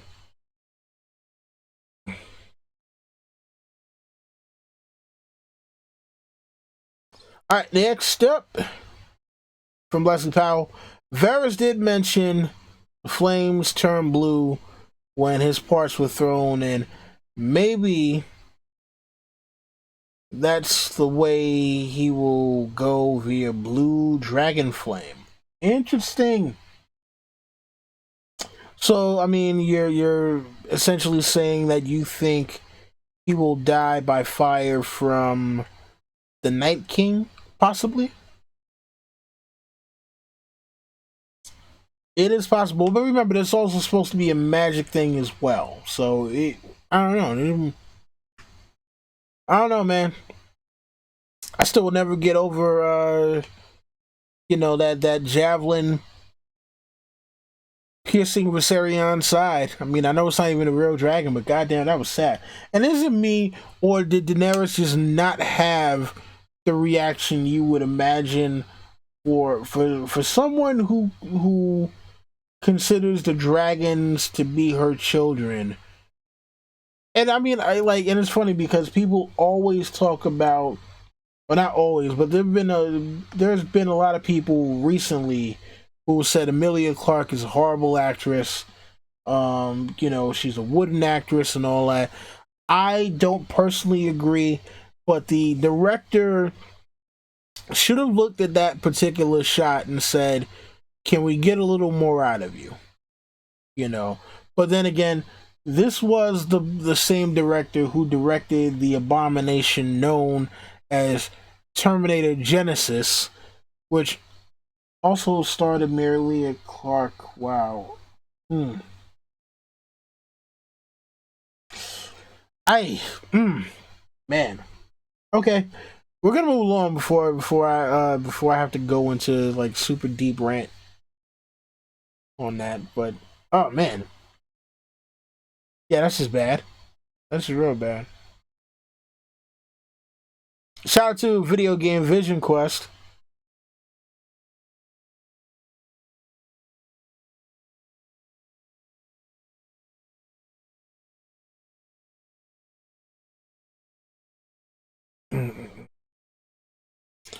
Alright, next up from Ricky. Do you think you would enjoy the show more if you had never read the books, or would the plot holes still bother you? Yeah, listen.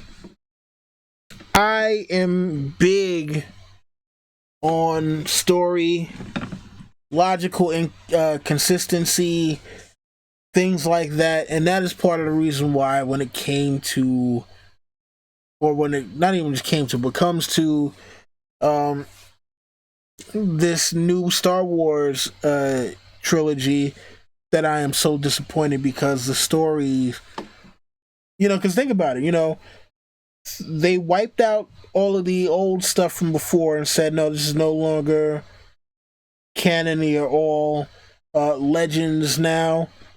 So all of the Solo twins stuff, Ben Skywalker, etc., none of that is real anymore. And now we're stuck with Kylo Ren and Rey, and it really was. If you go back, Force Awakens as a movie is entertaining, but the story makes no damn sense. Well, no, not that the story makes no sense, but there definitely are parts of the story which it's like, why would you do something like that? And then this one, The Least Jedi, that one makes no fucking sense. There is zero sense in this movie whatsoever. Zero. Absolutely zero. So, yeah, it would, even if I had never read the books, like the Dorn stuff, even if I never knew the hierarchical structure, the Dorn stuff would have bothered me because, again, at the end of season 5, Alaria Sand is on her knees, practically begging Doran not to kill her, and then literally in the next episode, she kills him. So I'm like, okay, was she pretending to be afraid of him? It didn't look like she was pretending to be afraid of him. And again, it just is like, all right, well, what was your point of bringing in Doran Martell if he basically is like, oh, he waves his finger, Laria, don't you do that, and then she kills him. Like, so it would have bothered me either way. And then the damn chains, them going to fight going to try to capture White, the whole shit with the lake. Benjen can't stay on the horse. There's no time. You know, freaking Gendry is able to run 300 miles in like a couple of hours.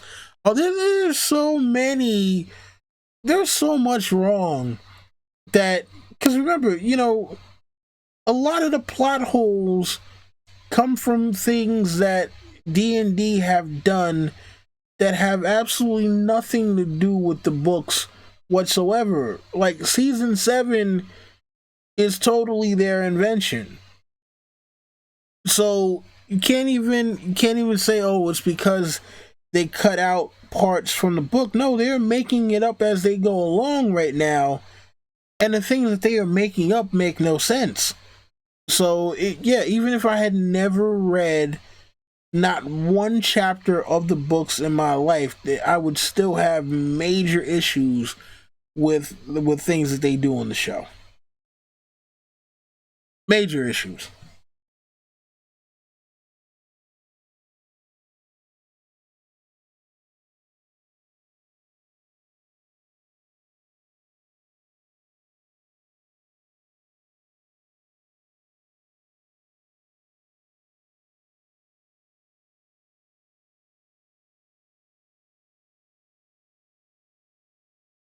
Let's see here.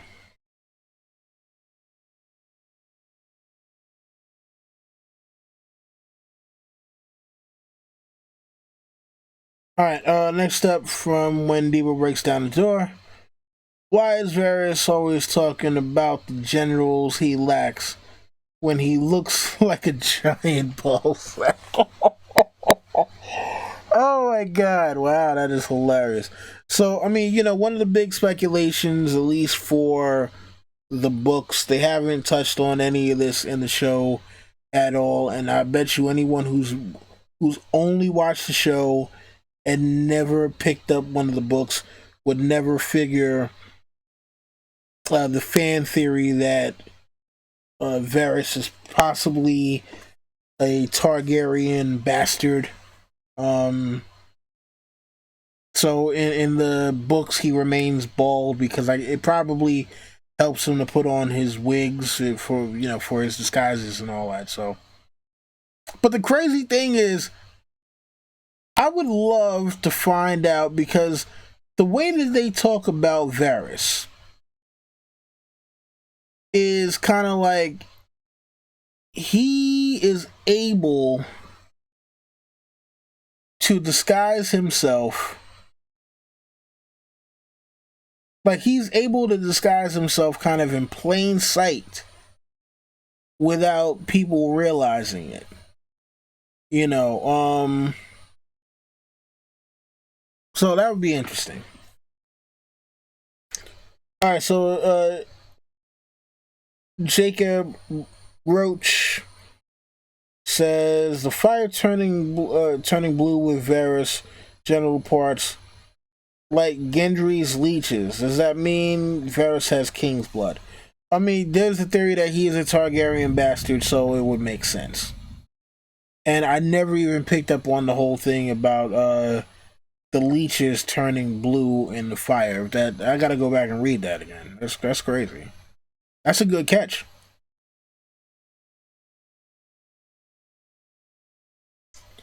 All right, let's see. From Alicia Kingston, who do you think is writing A Song of Ice and Fire? Sam died before the end. I mean, possibly was the little monster or whatever. Baby Sam. He's not Baby Sam in the books, but you know what I mean.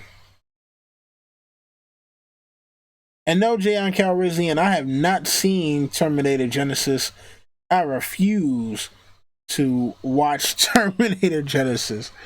No. I saw the trailers, and it was enough for me to be like, nope, not doing it. But surprisingly enough, though, they really kind of got Emilia Clarke to look almost like a young Linda Hamilton, a little bit.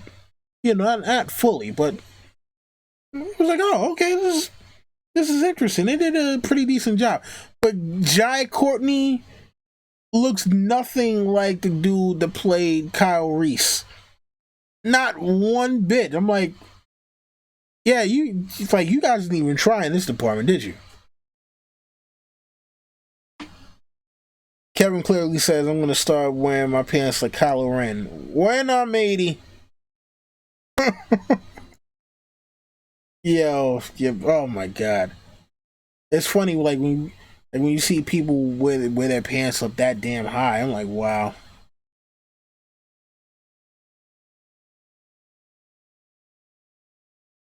Okay, so shout out to Broke Black Man 94. What's going on, man? I gotta catch up on a couple of your reviews.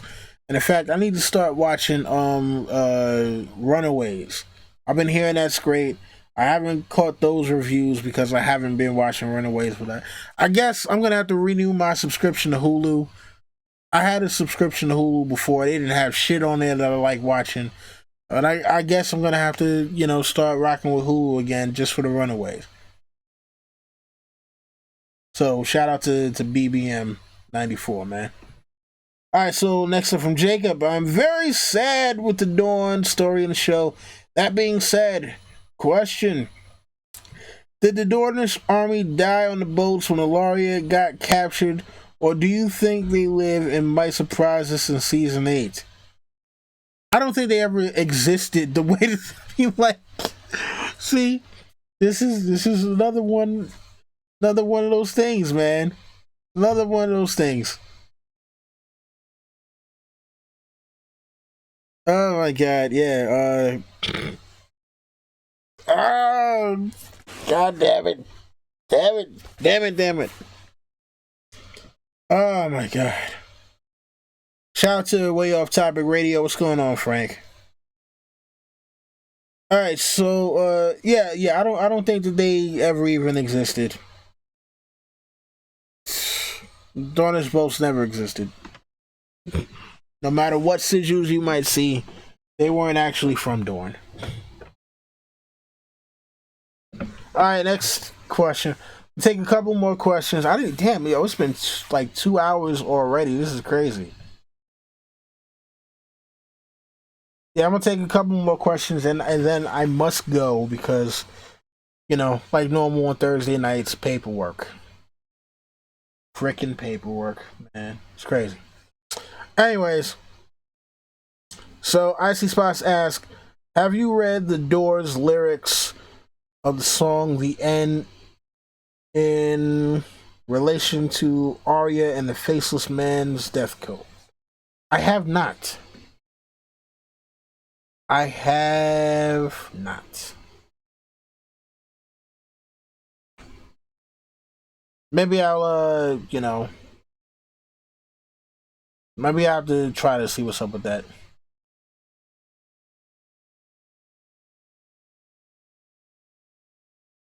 Oh, have a good night, Leslie.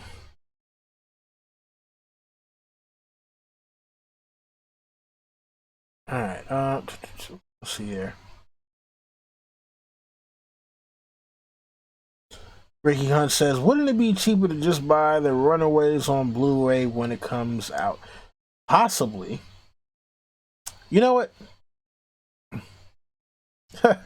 Oh wow. All right, so we got a question here from Ricky that makes total sense.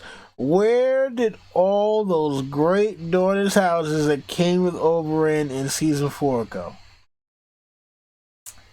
Gonna let you in on gonna let you in on a little bit of a secret, Ricky. It was an optical illusion. Those houses never actually existed.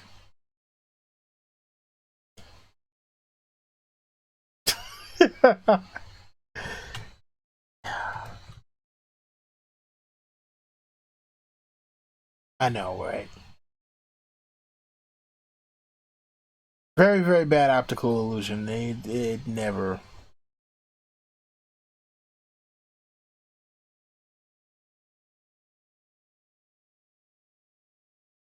Ah. All right.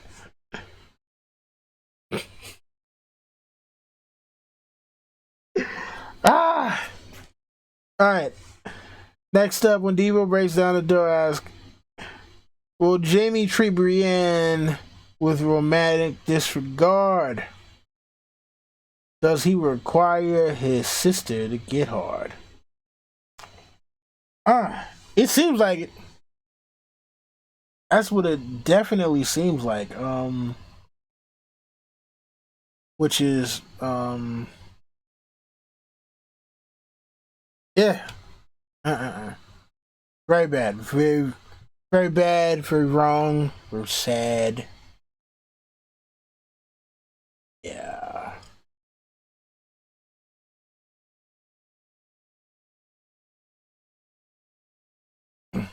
Ugh. Yeah, very bad.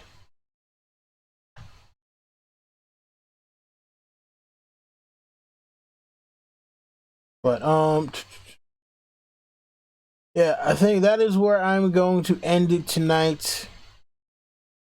I know a few of you kind of came in just a little late.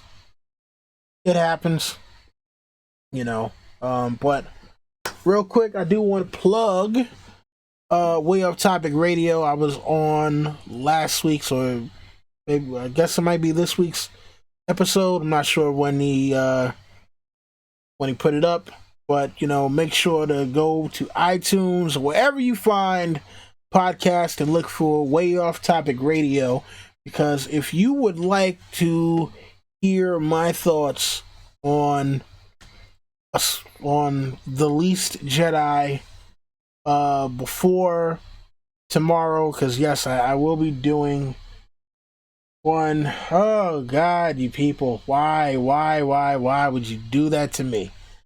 Yeah, so make sure you are following me on Twitter, down here below, so that you can see when it goes live. Oh man, oh man.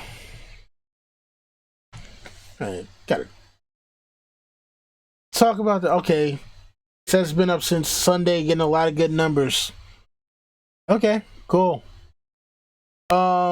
Yeah, so if you guys want to check that out until I actually come back, and then we can talk about that movie. Oh, oh my God. Yeah. So, all right. Super last question. When Debo breaks down the door, is Cersei just evil and malevolent, or does she have a shred of elegance or eloquence? Um, she is just evil and malevolent. Very point blank. That's the read on Cersei. And yes, Jacob, shout out to Cass Deli. I have not been to Cass's Deli in a while. It's funny because like whenever I would go there, I would always uh try to pick up my mom's sandwich, and apparently, uh, you know, yeah, my mom actually has gout now, and she, can't do red meat for a while. She also can't do turkey for a while either, and so yeah, just messed up.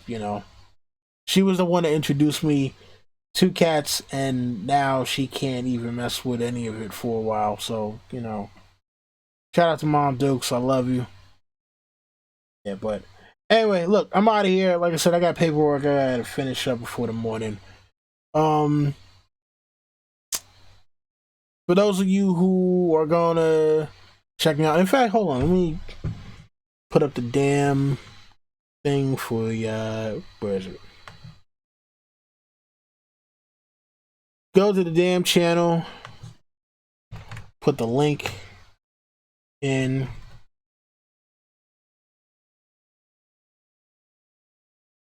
Let's see if it. It's funny because it's funny. I typed in my channel name,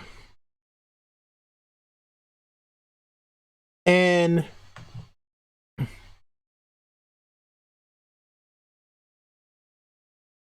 okay, there we go. Typed in my channel name, and the damn thing didn't even come up. All right, so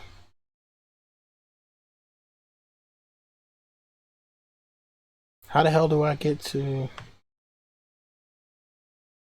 Um,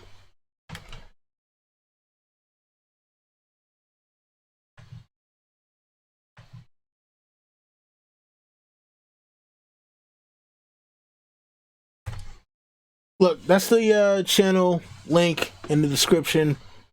Not in the description, in the damn damn it, what do you go? In the chat room. So if you're in here right now, go click on that. If you want to see me talk about Star Wars tomorrow. Alright? Anyway, I'm out of here. Thank you to everybody who came out tonight. Join me. Thank you to all those who will be checking me out in the future. I will be back, of course, next Thursday with another one of these. I'm not exactly sure what character I will be doing as of yet. So, you know, leave me suggestions. Hit me up on Twitter. Leave something in the comment section after the video is over. All that good stuff. But for the rest, you know, you already know the deal. Rate, comment, subscribe, share, tell your friends, and come back for more. That has been my time, and this is Don Willie saying Vala Dohiris. Oh, and for you, Mr. Wendigo breaks down the door. Yeah, I did that. I'll let you boy.